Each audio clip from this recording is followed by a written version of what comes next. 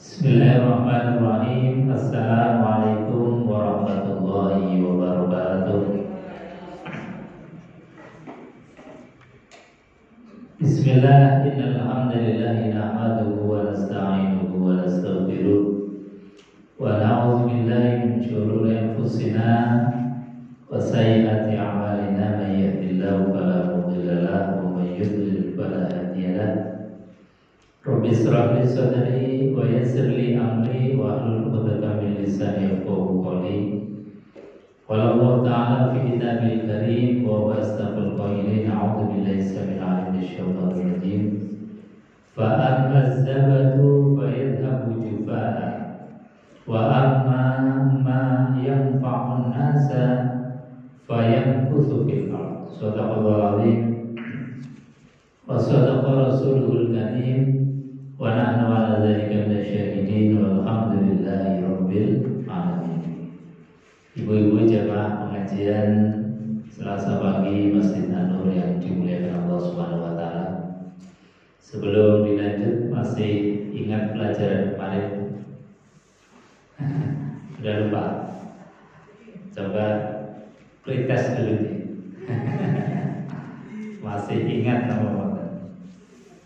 Kemarin kita bahas tentang Amul Husn, tahun duka cita. Kenapa disebut tahun duka cita? Karena baginda Rasulullah SAW itu kehilangan sosok orang yang sangat membantu beliau, sangat dicintai oleh beliau. Siapa saja? Abu Thalib. Yang kedua, Siti Khadijah. Berarti masih ingat. Yang kedua, istrinya Rasulullah SAW. Hafal bu. Di antaranya saja. Istrinya Rasulullah sudah bawa tunggal Siti Khadijah. Istri yang pertama Siti Khadijah. Yang kedua, istri yang keduanya Rasulullah sudah. Sebelum Rasulullah menikahi Aisyah, menikahi siapa? Saudah. Saudah itu istri keduanya Rasulullah SAW. Saudah ini juga sudah dalam keadaan jadi sudah menikah dengan Rasulullah SAW, itu janda. Baru kemudian Rasulullah SAW itu menikahi Aisyah sebagai istri yang berikutnya. Nah, ini istri-istrinya Rasulullah SAW. Ibu-ibu jamaah yang dimuliakan Allah Subhanahu wa taala. Kita lanjutkan di halaman 149, yaitu tentang kesabaran dan keteguhan kaum muslimin. Apa yang menyebabkan kaum muslimin itu teguh pendiriannya dan juga punya kesabaran yang luar biasa? Padahal kita tahu di pelajaran-pelajaran kemarin, di zaman awal Rasulullah dan para sahabat-sahabat yang awal itu mengalami satu hambatan, tantangan dan rintangan yang luar biasa. Tapi mengapa mereka itu kok sabar? Mengapa mereka itu kok teguh pendiriannya di dalam memegang tauhid la ilaha illallah Muhammadur Rasulullah? Ini kita akan belajar di antara sebabnya. Satu, karena ada iman. Yang kedua, karena ada kepemimpinan yang uswah hasanah, jadi teladan yang baik. Yang ketiga, karena ada rasa tanggung jawab terhadap iman. Yang keempat, karena iman kepada hari akhir. Dan yang kelima, ada karena bimbingan dari Al-Quran.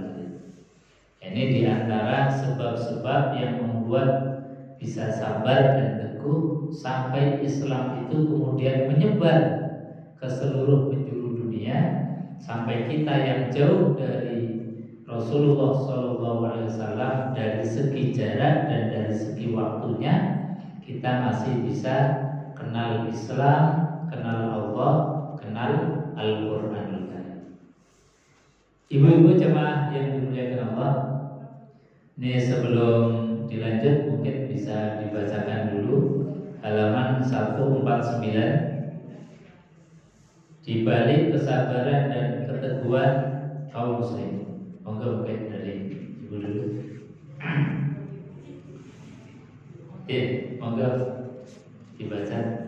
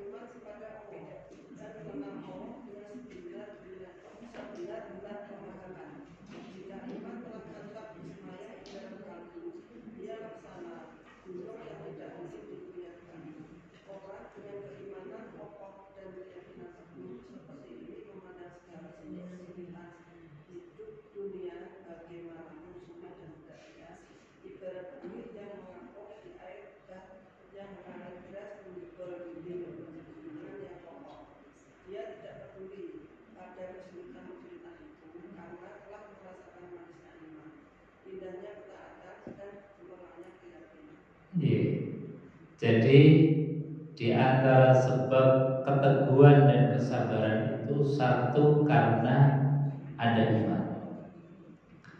Jadi iman inilah yang ditanamkan oleh Rasulullah SAW. Iman ini yang menjadikan orang itu optimis. Orang itu punya harapan. Dengan iman itu kemudian hati, akal menjadi kuat. Makanya Rasulullah SAW dan Al-Quran di dalam menanamkan iman kepada Allah. Quran itu kan dibagi jadi 2 periode. Yang pertama periode Mekah. Periode Mekah ini adalah periode di mana Rasulullah SAW sebelum hijrah. Cirinya Al-Quran periode Mekah itu kebanyakan diawali dengan kalimat ya ayyuhalladzina amanu. Jadi iman ini ditanamkan oleh Rasulullah SAW bahkan selama 13 tahun di Mekah. Jadi Nabi di Mekah itu kan 13 tahun, di Madinah cuma 10 tahun. Di Mekah yang 13 tahun itu hanya menanamkan akidah. Jadi belum banyak masalah hukum-hukum yang berkaitan dengan sosial kita, hukum-hukum yang berkaitan dengan keluarga. Hukum-hukum itu kebanyakan turun ketika Rasulullah SAW itu di Madinah. Di Mekah hanya menanamkan betul ketauhidan kepada Allah Subhanahu wa Ta'ala, bagaimana percaya kepada Allah, bagaimana kemudian mengenal Allah dengan sebenar-benarnya, bertauhid dengan sebenar-benarnya, itu digembleng oleh Rasulullah SAW sehingga imannya para sahabat itu luar biasa, tak tergoyahkan. Banyak para sahabat yang gugur di dalam mempertahankan iman. Kalau kita lihat dan baca sejarahnya yang pelajaran kemarin itu, ada sahabat yang ditaruh di padang pasir yang terik panas seperti sahabat Bilal bin Rabah, itu diletakkan di padang pasir yang sangat panas, di atasnya ditindih dengan batu yang besar, begitu panas. Ada sahabat lagi yang kemudian karena berikrar kepada Rasulullah, mengimani Rasulullah SAW, sampai kemudian diarak, digeret dengan kuda. Kudanya bukan hanya satu, tapi dua, yang kakinya itu ditali masing-masing kuda. Kemudian kudanya berjalan dengan tidak searah, artinya membelah. Jadi badannya itu terbelah. Karena apa? Kuda yang satu larinya ke kanan, kuda yang satu larinya ke kiri. Sampai sebegitunya. Itu pun tidak menggoyahkan iman. Kenapa? Karena iman itu adalah satu tanaman yang ditanam di dalam hati, bahwa seorang yang beriman itu punya harapan besar bahwa nanti di akhirat itu akan diberikan surganya Allah Subhanahu wa taala. Sementara dunia ini kan hanya sementara saja. Kenapa dunia yang sementara kemudian kita gadaikan dengan sesuatu yang lebih langgeng, lebih lama? Makanya para sahabat meskipun dalam keadaan disiksa, dalam keadaan itu penuh dengan penderitaan, tapi di dalam pikirannya, di dalam hatinya ada surga yang telah merindukan mereka. Jadi karena surga yang merindukan mereka ini, kemudian apapun yang menjadi ujian itu tidak kemudian dirasakan. Jadi ujian seberat apapun itu tidak menjadi problem, tidak menjadi masalah, dan itu dianggapnya ya kecil saja. Karena apa? Nantinya pun toh akan meninggal dunia. Jadi meninggal dunia sekarang ataupun nanti, meninggal dunianya itu karena sakit atau karena disiksa, itu hanya wasilah saja. Itu hanya sebab saja. Tapi setelah sebab dan setelah kita meninggal dunia, itulah justru kehidupan yang hakiki. Makanya mereka itu diuji, kemudian disiksa dengan berbagai macam siksaan. Mereka tidak goyah tentang keimanan dan tidak merasakan tentang penderitaan yang mereka alami. Kok bisa ya Ustaz? Ini Quran ngasih gambaran orang yang ketika itu disiksa tapi tidak merasakan siksanya. Itu dikisahkan di dalam kisahnya Nabiullah Yusuf alaihissalam. Nabiullah Yusuf itu kan seorang nabi yang digambarkan oleh Quran sosok yang gantengnya luar biasa. Saking gantengnya itu ibu-ibu sosialitas zaman itu pondok semua. Jadi semuanya, termasuk istrinya Amir, pemimpin kala itu, padahal sudah punya suami, tapi karena saking gantengnya Yusuf ini, kemudian akhirnya senang dengan Yusuf.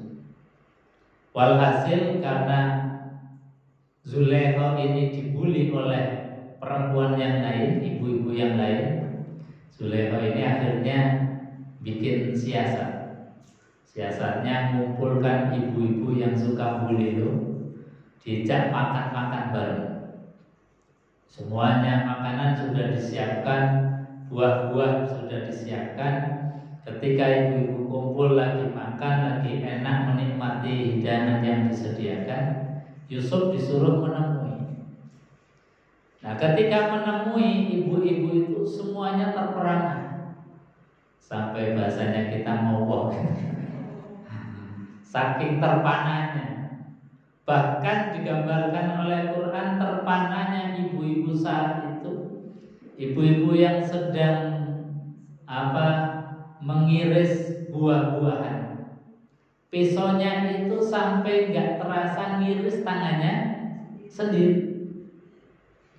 Ngiris tangannya sendiri nggak nggak terasa. Padahal luka, padahal berdarah, padahal dia itu sebetulnya sakit. Tapi kenapa nggak merasakan sakit? Karena ada sesuatu yang dilihat yang lebih indah, lebih nikmat, mengalahkan penderitaan, mengalahkan sakitnya tangan yang teriris. Jadi gambaran kenapa para sahabat ketika disiksa tidak merasakan penderitaan, tidak merasakan siksaannya? Karena apa? Digambarkan oleh Allah Subhanahu wa taala nikmatnya surga. Pikirannya sudah diperlihatkan dengan surga, matanya diperlihatkan dengan surga, hatinya diperlihatkan dengan surga. Penderitaan, siksaan yang begitu dahsyat yang menurut kita itu sangat menyakitkan, akhirnya tidak mereka rasakan. Nah, itulah gambarannya. Jadi ternyata ada penderitaan yang sebetulnya secara manusiawi itu sakit, tapi karena iman menghantarkan kita melihat sesuatu yang lebih indah, melihat nikmatnya surga, bahkan melihat Allah Subhanahu wa taala, itu rasanya kemudian apapun penderitaan ini ya dianggapnya sudah kecil saja, bahkan mungkin tidak dirasakan. Nah, ini sebagai di antara barometer ukurannya iman. Kalau kita di dalam keseharian ini masih merasakan penderitaan, ini berarti kita itu imannya masih belum mencukupi untuk menutupi sakitnya. Apapun ujian kita. Makanya Allah mensifati wali-walinya Allah, kekasih-kekasihnya Allah, yang sudah pada taraf tadi, sudah dunia itu nganggapnya sudah sepele saja. Ujian nggak terasa, apapun ujiannya itu nggak dirasakan. Karena apa? Ada sesuatu nikmat yang memang dirasakan betul. Itulah walinya Allah yang disifati sebagai la khaufun alaihim wa la hum yahzanun. Walinya Allah itu punya sifat la khaufun, tidak pernah merasa khauf, khawatir, takut. Wa la hum yahzanun, dan mereka enggak pernah sedih.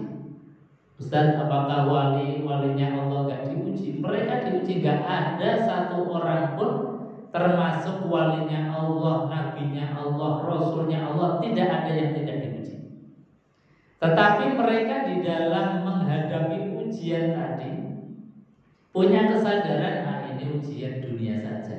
Setiap ujian di dunia itu pasti ada ujungnya.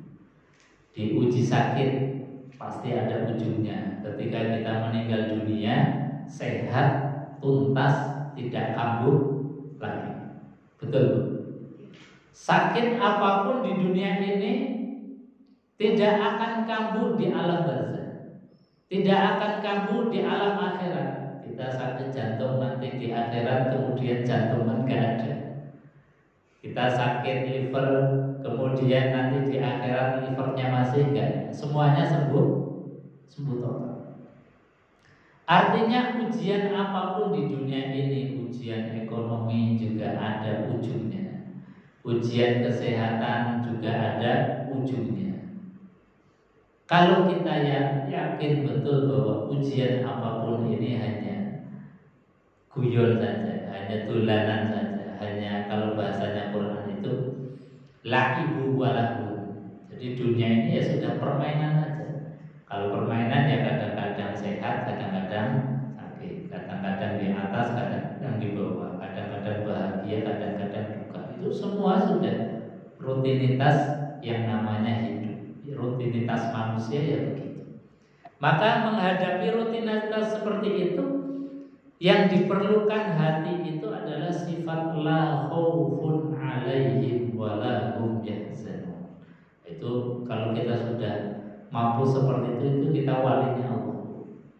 Jadi kalau kita menghadapi apapun itu gak pernah gentar, gak pernah sedih, gak pernah takut, ya sudah dihadapi aja. Sakit ya dihadapi, tugasnya kita ikhtiar.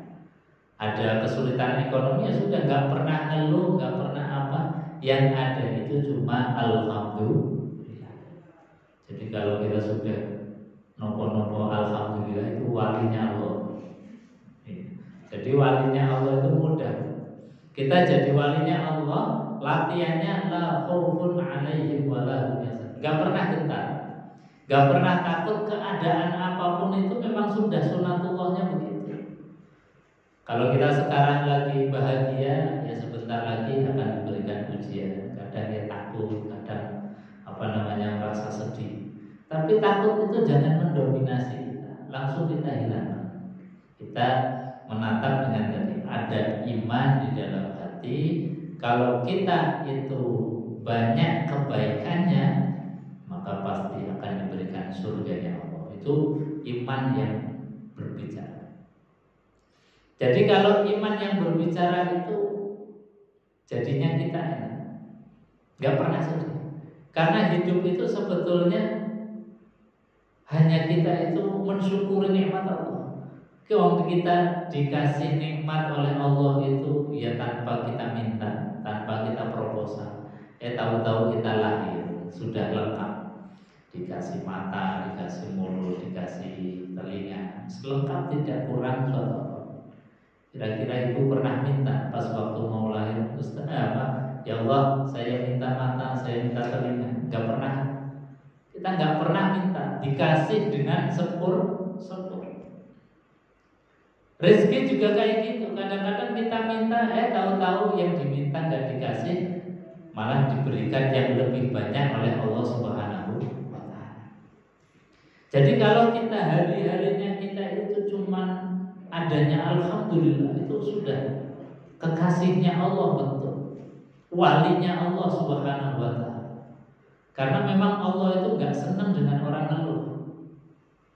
Wong sudah dikasih tubuh yang lengkap kok masih ngeluh terus kemudian bikin status ngeluh di media sosial, itu paling dibenci. Makanya Quran itu mengajarkan kul bi fadlillah wa bi rahmatihi fa bidzalika falyafrahu. Kata Allah, kul, katakanlah wahai Muhammad, bi fadlillah, disebabkan karena fadl, karunia, nikmat dari Allah, wa bi rahmatihi, dan sebab rahmatnya Allah yang tidak pernah berhenti untuk kita. Allah hanya cuma minta satu, fa bidzalika, karena kamu telah diberikan nikmat, diberikan kasih sayang oleh Allah, falyafrahu, maka bergembiralah. Bergembira. Cirinya orang gembira itu apa? Gampang kita mencirikan kita lagi gembira. Orang gembira itu mudah ketemu dengan orang lain, mudah kumpul dengan orang lain. Nah, kita ngaji kumpul-kumpul gini itu tandanya kita lagi senang, lagi gembira. Coba kalau kita lagi suntuk, rasanya mau ngaji aja rasanya aras-arasan, abot. Kalau kita lagi suntuk, lagi banyak masalah, mau ngaji, padahal ngaji itu pasti kebaikan, itu rasanya beratnya minta. Mau keluar rumah ketemu tetangga malu. Itu kalau orang lagi punya masalah, banyak masalah, banyak hati gak tenang, banyak problem. Itu ciri orang yang lagi susah, itu ketemu orang susah. Nah, cirinya orang yang bergembira adalah mudah ketemu dengan siapapun. Jadi kita ngaji ini enteng, dari rumah berangkat ke masjid itu mencirikan orang gembira. Orang gembira itu artinya dia bersyukur kepada Allah. Jadi bukan hanya mengucapkan alhamdulillah, tapi alhamdulillah dengan anggota badan, gampang ngaji, gampang ketemu orang, gampang silaturahim. Itu ciri dari orang yang mensyukuri nikmat Allah Subhanahu wa Ta'ala. Makanya perintahnya Quran. Ini Quran itu perintahnya bukan hanya sholat. Jadi Jadi kul bi fadlillah wa bi rahmatihi fa bidzalika falyafrahu. Jadi Allah kasih apapun kepada kita, nikmat yang banyak yang tidak terhingga, kasih sayang Allah gak pernah putus. Allah hanya minta mbok seneng bergembira, ojo peremutan. Jangan bersedih karena nikmat Allah sudah gak terhingga terhadap kita. Kok yuk masih kurang saja, kok yuk masih perempuan. Makanya membuat sesuatu, menceritakan tentang kesusahan hidup kita itu sebetulnya sesuatu yang paling dibenci oleh Rasulullah SAW. Dalam sebuah hadis beliau mengatakan, man asbaha wa huwa yashku dhiqal ma'ash faka'annama yashku rabbah. Man asbaha, man barang siapa, asbaha yang pagi-pagi baru bangun tidur pagi-pagi, dhiqal ma'ash, kemudian menceritakan kesusahan hidupnya. Kesusahan hidupnya itu kalau zaman kita nggak cukup diceritakan ke tetangga, tapi kita buat status, ya Allah kok sakitnya nggak sembuh-sembuh. Semua orang itu bisa mengakses keluh kesah kita. Itu bahaya betul. Dan Allah itu sangat-sangat membenci orang yang seperti itu. Jadi keluh kesah kelihatannya sepele, tapi itu keluh kesah yang tidak diingini, tidak disukai, dan bahkan dibenci oleh Rasulullah, dibenci oleh Allah. Kenapa Allah benci? Faka'annama yashku rabbah. Karena dengan kita keluh kesah kepada makhluk, kepada orang lain, itu seakan-akan kita mentersangkakan Allah. Katanya Allah zat yang maha kuasa, kok saya diberi sakit gak sembuh-sembuh. Itu kan seperti mentersangkakan Allah, menyalahkan Allah. Padahal Allah ngasih apapun itu pasti baik untuk kita. Kasih sakit, ya dengan sakit itu menjadi penggugur dosa. Dengan sakit itu kemudian yarfa'ud darajat, diangkat derajatnya Allah. Lalu dia diangkat derajatnya, dihapus dosanya, kok gak mau, kok malah ngeluh. Kira-kira orang yang semacam ini pantas gak dibenci Allah? Pantas. Makanya dikasih apapun itu tadi awalilah dengan kalimat alhamdulillah. Tapi ini kalau nggak latihan nggak bisa. Kalau nggak ada ilmunya berat. Makanya ilmunya ditonton. Iman itu kenapa menjadikan para sahabat itu kuat? Karena tadi iman itu betul-betul menjadikan para sahabat itu ma'rifatullah, kenal dengan Allah dengan sekenal-kenalnya. Wong Allah itu punya sifat zahirat wa batin.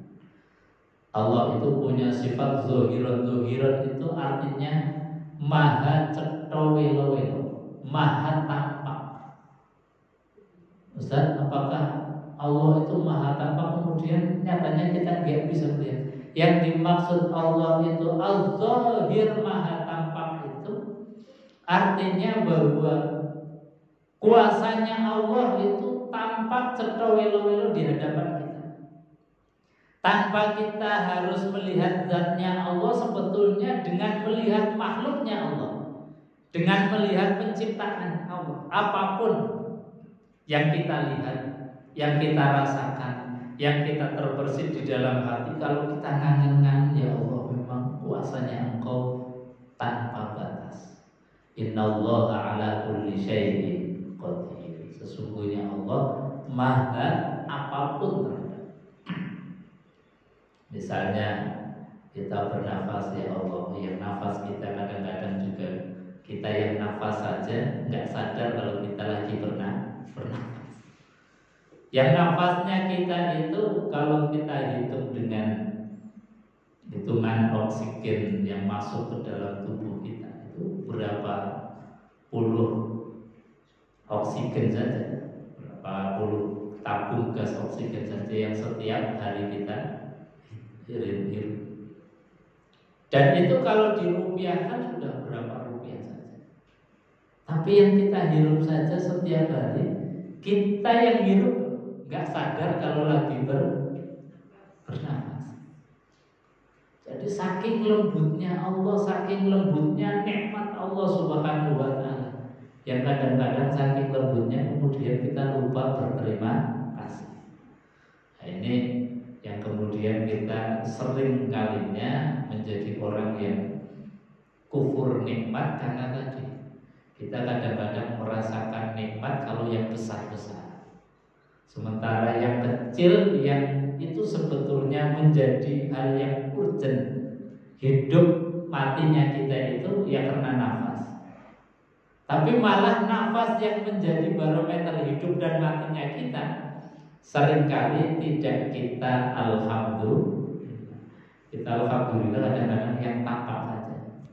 Misalnya sudah dapat rezeki nomplok, padahal tanpa rezeki nomplok pun kita bisa hidup. Tapi coba kalau Allah hentikan nafas kita, yang nafas kita tadi seringkali kita lupakan, kita tidak mengucapkan alhamdulillah. Makanya syukur alhamdulillah itu jangan pernah berhenti. Di setiap apapun kita itu dahulukan dengan kalimat pujian alhamdulillahirabbil. Jamaah ibu-ibu yang dimuliakan Allah Subhanahu wa Ta'ala. Maka di dalam surat Ar-Ra'd itu disampaikan oleh Allah, fa ammaz zabadu fayadhhabu jufa'a wa amma ma yanfa'un nas fayamkuthu fil ardh. Adapun buih itu akan hilang sebagai sesuatu yang tidak ada harganya.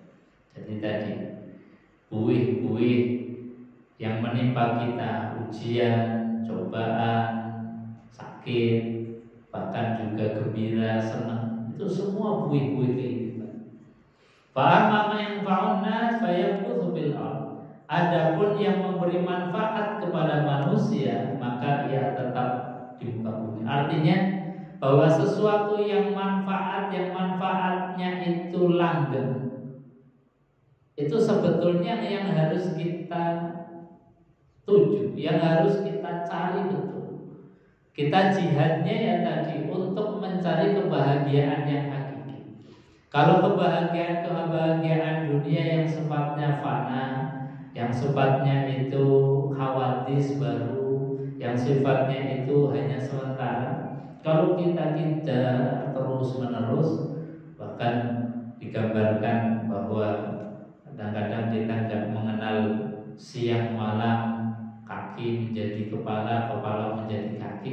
Tapi kalau orientasi hidupnya itu salah, hanya dunianya saja, maka kata Allah di dalam Al-Quran itu, wa ma lahu fil akhirati min khalaq. Nanti di akhirat tidak mendapatkan bagian apa-apa. Makanya di Quran itu kan kita diajari doa yang sempurna, yang kita kenal dengan doa sabu jada. Rabbana atina fid dunya hasanah wa fil akhirati hasanah wa qina adzabannar. Rabbana atina fid dunya hasanah wa fil akhirati hasanah wa qina adzabannar. Jadi Quran itu sudah ngajari kita. Karena apa? Quran juga menjelaskan ada fakta bahwa orang itu ada yang doanya orientasinya cuma dunia terus. Jadi Quran menggambarkan itu di dalam surat Al-Baqarah. Faminan nasi may yaqulu rabbana atina fid dunya wa ma lahu fil akhirati min khalaq. Wa minhum may yaqulu rabbana atina fid dunya hasanatan wa fil akhirati hasanah wa qina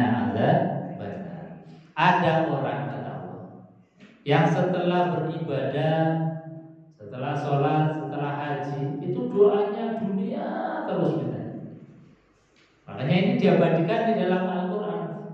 Faminan nasi may yaqulu rabbana atina fid dunya. Ada orang yang doanya, mintanya, proposalnya hanya dunia terus. Maka kata Allah, orang yang seperti ini wa ma lahu fil akhirati min khalaq.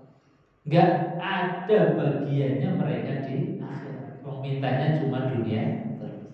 Makanya diajarkan oleh Allah,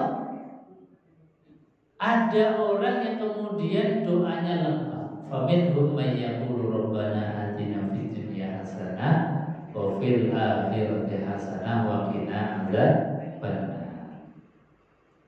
Jadi dunia yang kita memang harus bahagia karena kita lagi hidup di dunia. Tetapi jangan melupakan akhiratnya, karena akhirat adalah kehidupan yang lebih langgeng, kehidupan yang lebih baqo, lebih kekal, yang selama-lamanya abadan-abadan. Maka kata Rasulullah SAW bahwasanya kita jangan melupakan kehidupan akhirat, karena akhirat itu lebih kekal, lebih abadi untuk selama-lamanya. Maka di sini disebutkan bahwa kalau orang orientasinya hanya dunia, maka dunia itu hanya buih-buih semata. Buih itu yang kelihatannya ada, tapi sebetulnya itu hanya ngombang-ambing, hanya pernik-pernik dunianya kita saja.